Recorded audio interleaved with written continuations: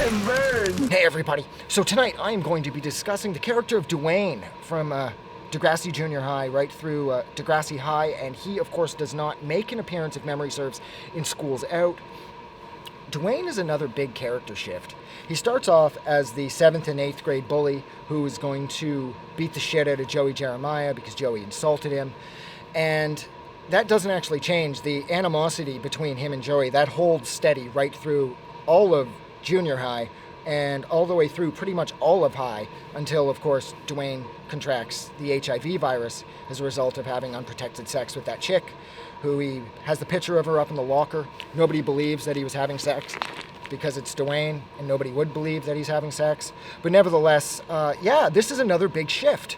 This is where I never really hated Dwayne because he actually reminded me of a friend of mine, Jerry, that I had back in elementary school through part of high school as well. And Dwayne wasn't really that bad of a guy. He just had a bit of a sensitive ego. He was a bit on the fragile side. And so when Joey insults him, he feels like the only way to sort of correct or right this wrong is by using his physicality to destroy Joey. All the while, he has this sort of budding friendship with Scooter, who's adorable and tiny. And whenever he sees somebody picking on Scooter, like at one point, somebody tosses Scooter's Cheetos on top of the lockers and he can't reach them, and Dwayne comes along and helps him up. And he's got this, like I said, this friendship brewing between him and Scooter, who he does really like. But then when Scooter finds out that he's going to fight Joey, and then considering how small Joey is, Scooter's not really interested in being Dwayne's friend anymore. And I thought that was fun because, again, it adds some depth to the character of Scooter. Like, Scooter was just adorable. He seemed like a straight-A kid. They didn't give him a lot of layers. He's running around with Tessa Campanelli as the school's on fire. And he's way on the immature side, which there's absolutely nothing wrong with. I'm 45 years old, sitting out in the middle of a desolate schoolyard at almost midnight. So I think immaturity works for a lot of people because I am like the fucking king of that. But nevertheless, I liked how it did add some depth to the character of Scooter as well. And I liked how he kind of put his foot down and he didn't want to be Dwayne's friend after that. So Dwayne had to actually pay a price that, unfortunately, as we know, once Dwayne has transitioned into Degrassi High, Dwayne actually hasn't learned a thing.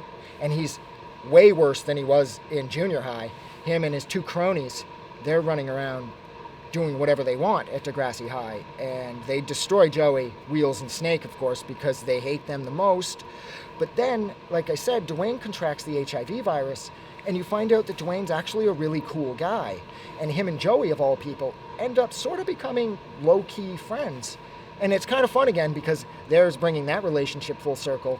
They hated each other, but then once they have their fist fight and it becomes obvious to Joey that Dwayne is sick, then Dwayne starts to confide in Joey. And I really liked that because it shows, again, some depth and there's there's a lot of character buried inside of Dwayne. He has integrity.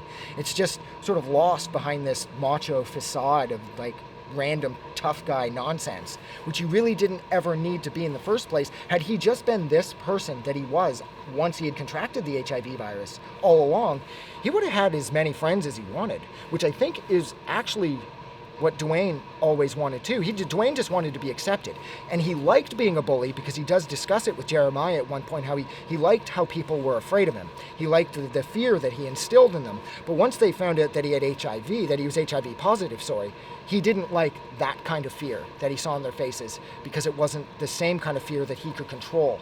This was something that was destroying him from the inside out, and it was alienating him from his peers and his potential a friend base for him to find more people. But once word gets out that he's HIV positive, especially back in the 80s, that's it. You are like persona non grata. You gotta like fucking move because nobody wants anything to do with you. And I thought that was sad, and I thought it was kind of fitting.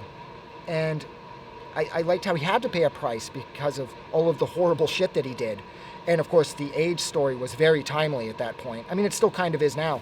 I heard recently that as of May 2024, somebody in Canada contracts the HIV virus every 4 hours. And Canada is the worst, I believe, out of all the G7 nations for the people contracting the HIV virus. So it's still a problem now in 2024. And I can only imagine what somebody would go through having to deal with it back in the 80s.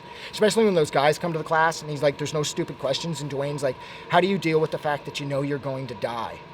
And everybody thought it was just Dwayne being a dick, but it wasn't. It was Dwayne being terrified of the fact that he now has the HIV virus that can springboard itself into the AIDS virus.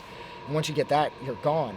So you can tell that Dwayne is racked with fear and guilt. And I liked that again because it helped add a lot of weight to his character. But that is where I'm going to leave it. So thank you so much for hanging out with me for a little over 5 minutes while I just discussed the character of Dwayne from Degrassi Junior High through Degrassi High. Once again, I don't believe he makes an appearance in Schools Out. Like always, don't forget that you are amazing, and I will talk to you guys soon. Have a good night.